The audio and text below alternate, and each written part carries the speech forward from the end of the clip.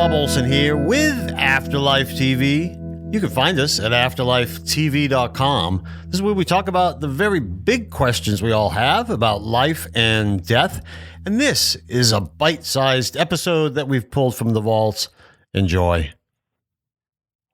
I want to thank everybody for leaving new reviews for the Magic Mala. I won't say a lot about it other than we still read all the reviews. We love them. We have a great time for seeing how much people are enjoying that book. And the other thing I will just say about the Magic Mala this week is that the audiobook just came out yesterday at the time that I'm recording this. Just came out yesterday. So if you've been waiting for the audiobook version of that novel, then please run out and get it now. I will tell you that I obviously wrote the book. I felt like Alan, the voiceover artist who narrated it and did all the voices, just did a phenomenal job. Honestly, he, made me misty-eyed at times, had me laughing at other times. I feel as though he made my words better. The guy's amazing. So if you are one of those people, and many people have said that they want to read the book over and over, the audiobook is a new way to experience it, another great way to reread that book. And I will tell you that it's really worth it. I want to send a little shout out to our friend Rick, who recently lost his dog Kona the adventure dog. Sadly, Rick had to put Kona to sleep. Our heart goes out to him, and our heart goes out to everyone who have lost loved ones, whether that be people, loved ones, or animal loved ones. They're all family members as far as I'm concerned, and we are thinking about you. We know that most of the people who are listening to the show are grieving in one way or another. Today, we're going to listen to Mary. She's going to talk about the many after-death communications that she has had from her son, who was killed in Afghanistan. I will tell you, Melissa brought it up after we listened to it. You'll hear that after her story. You'll hear our comments. But Melissa really brought my attention to it. And it's amazing that she noticed this, because it's so true that if you want to get after-death communications from your loved ones in spirit, then acknowledge them when they come through. In other words, pay attention to them, recognize them, make a big deal about them, and let your loved one in spirit know that, I got the message. Thank you so much for sending that message to me. All right, more on that in a moment. So right now, we're just going to listen to Mary tell her story.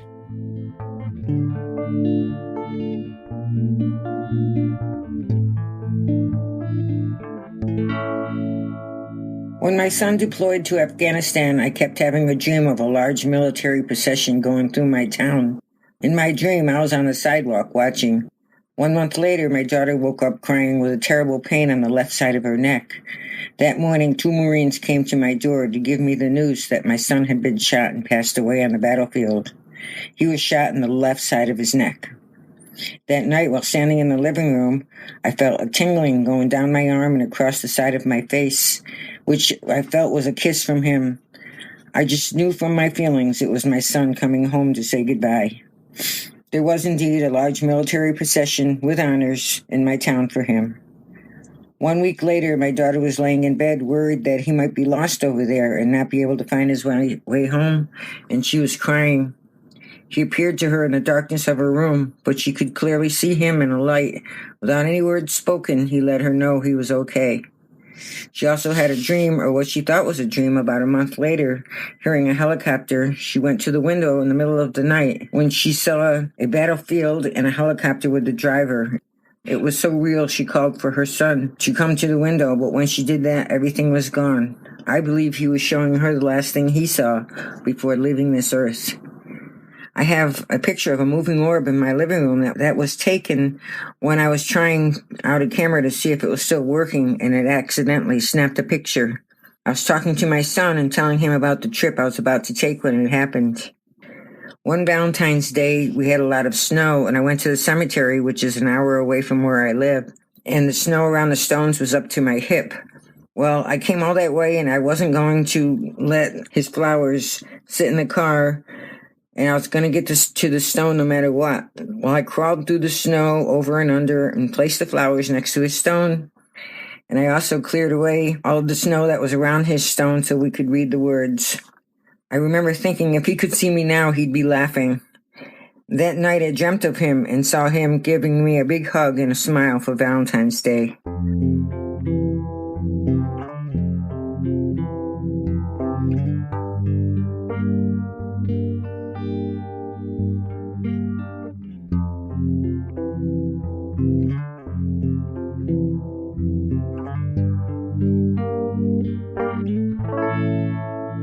Hi, Mary. Bob and Melissa here. We listened to your story. Hi, Mary. Thank you for your story, and we're both very sorry about the passing of your son.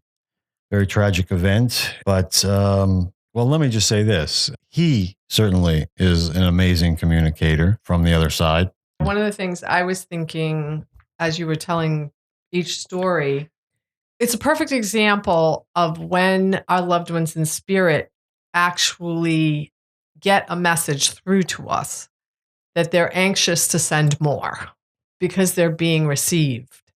And so often they'll send one after the other. We actually just had this recently happen when our dog passed, that the first few days after she passed, we both were getting these little messages from her pretty consistently. And then they sort of dissipated over time. But I think, it's almost as if the person in spirit, is excited to get the messages through. Well, I would imagine they are. And certainly that's been my experience personally and in investigating the afterlife, that a lot of people have had similar things. And a lot of times they happen soon, like almost immediately after. And then with time, they do dissipate. Now, not for everybody, but for most people, they actually do. And some people worry about that. Oh, what happened? I don't feel them around me anymore. Right. It's only because you don't need it as much if they're not there, if you're not getting them anymore. We need it the most immediately after their passing. I also wonder sometimes, and maybe Bob, you can speak to this, is that it also must a little bit correlate with their personality, what their personality was here while they were living. Some people have more exuberant personalities than others. Some people are quieter, and that maybe sometimes if it was a personality that was quieter, those messages might not come as quickly or as frequently as they might with someone who perhaps was of an exuberant sort of personality. Yeah, no question about it. I mean, they come through with the same personality, and so they will communicate. Obviously this is different now. They're in the spirit world, but they're communicating as if it were them, because it is them, and they don't change as much as some people might think they do. So there's a reality of what you're saying. And part of the reason that they do that is so we recognize that it's them. Maybe we recognize their sense of humor. Maybe we recognize if they were very outspoken or maybe even a little pushy. Maybe we recognize that they're quiet and a little more introverted. And it doesn't necessarily mean that's the way they are in the spirit world, but they know that that's how we're going to recognize them. Mm-hmm. So they will come through in that way. Especially if you go to a medium and they're communicating through a medium, that's definitely going to be the case. Right. They're going to come through as you would recognize them. And it doesn't necessarily mean that that's fully who they are over there, but they know that's how you will recognize them. And that's what's most important, especially if you're new to getting readings or something like that. In your case, Mary, you have shown us examples of many different types of ADCs, after-death communications. Your daughter with the neck. When I was a young kid, maybe around 12 or something like that, I remember my friend's father waking up in the middle of the night, 2:00 in the morning. He woke up and he just woke up. He jumped up from lying to sitting in bed, and he knew that his mother had passed. And sure enough, he got the phone call soon after. And there's been many stories where people have felt a sensation in their body only to learn that it was somehow related to their loved one who passed. And in this case, the daughter has this feeling in her neck and left side of her neck and recognizes that's where he was shot. This shows the connection that we all have with one another, which is comforting in many ways, right? I mean, we don't really need a phone call. Sometimes we just know. And in the case of my father's friend, he knew, and he wasn't a psychic or anything like that. He was the farthest thing from it. But he had this knowing, and the daughter, was getting a message as well. In this case, for you, Mary, the living room with the kiss. We actually had a episode not too long ago where someone came through, and I think it was Lorenzo came in and ex-fiance and gave her a kiss. Beautiful story. This too, another beautiful story. This is a possibility. Is it something I've experienced? No. Is it something I would like to? Yes. Yeah, that must be amazing. But we have to be open enough for it. If our skepticism is so much that... Or our brain is too busy. Or, thank you. In your case. Then, we may prevent that from happening. But for certain people, like Mary and other people, like you, Melissa, you would probably feel... a kiss if that was the situation.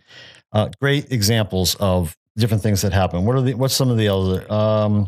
Daughter worried that he was lost. This happens with a lot of people. Now, I did a whole episode on this subject, and people can find on Afterlife TV. But she's worried that he was lost, and then immediately he comes through. No, I'm not lost. Again, I think it was this knowing that he had that his messages were being received, so he knew that he could just present himself. Yeah, and that she would get the message. And she obviously did. She has the vision.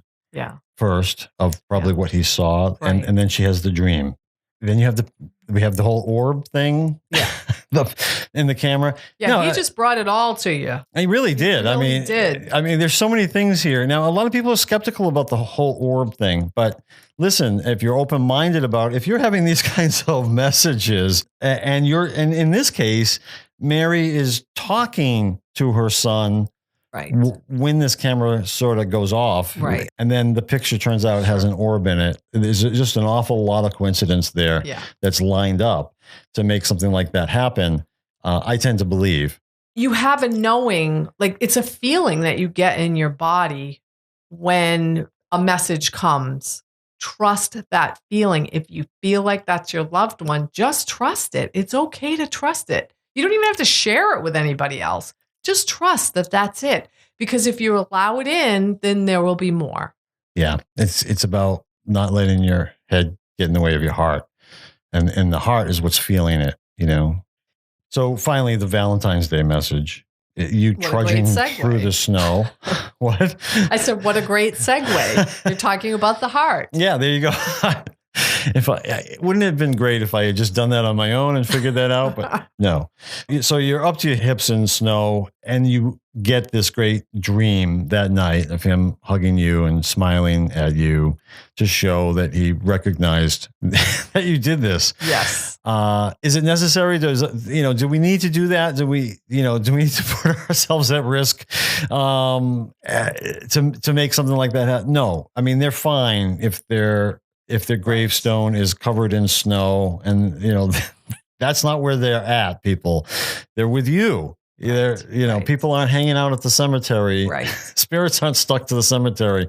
They're with you. But what this is a gesture. It gives a place for the families to go, which is one of the things that I like about cemeteries. It gives people a place to go and spend quiet time with them. Yes. Be in a present moment, as we've talked about. So that's certainly the case here. You went above and beyond that, Mary, and your son recognized it, and then you were acknowledged for it in that dream. Great examples of ADCs, after-death communications. The only thing I'll say is, Melissa, you've had a lot of dream visitations, what we call dream visitations, where loved ones in spirit, people who have passed, even animals who have passed, have come through to you in dreams. How do you know the difference between just a regular dream and a dream visitation? For me personally, I think it's probably different for everybody, but I know for me personally, my typical dreams are really wacky and weird dreams. I don't have these sort of practical dreams. I would say that's the difference for me, is that a lot of times when it's an ADC, it's just a practical dream. It's like there's nothing weird and wacky about it. Yeah. But I don't think that's necessarily true for everybody. That's just my experience. And it's usually brief. For me, it's just usually a brief dream. Well, a lot of studies have been done on this subject, and what you say is true for thousands of people. So, instead of the dream where you're riding on a horse and then you're in an airplane and the next thing you're on a boat, right? This is a dream where the person comes into your presence and communicates with you. Right. And sometimes they're communicating, more specific messages, and sometimes it's just, I'm okay. Right. I love you. Yes. I'm with you. Yes. And that's the typical dream. I even talked to a guy the other day who I never would have expected to want to hear anything about the work that I do. And I happened to be talking about dream visitations with somebody else, and he came up and talked about how his father had come to him in his dream. I didn't even know his father had passed. And I think it was comforting to him to recognize that this is a real thing, right. Because your intellect gets in the way and Absolutely, goes, was that real? Right. And that's really the difference. It when it's real. And for a lot of people, what they say too is that it's the kind of dream that you'll remember a long time later. Whereas most of these other dreams that are not chronological, that are a little crazy, you tend to forget. Right. You might remember little bits and pieces of them, but not the whole thing. That's right. With a dream visitation, you tend to remember the whole dream. Correct. And it's very comforting to you. Yes. All right, that's it. A little bite-sized Afterlife TV episode. Thank you so much for joining us. Again, as always, we love to hear from you. Please go to afterlifetv.com, Facebook, Twitter, iTunes, and YouTube. There's always one that I'm worried about forgetting. Just say social media. Well, you could, but I want you to know that we're on all of them, and whatever your preference is, we'll be there and happy to hear from you. So thank you so much, everybody. Have a great week.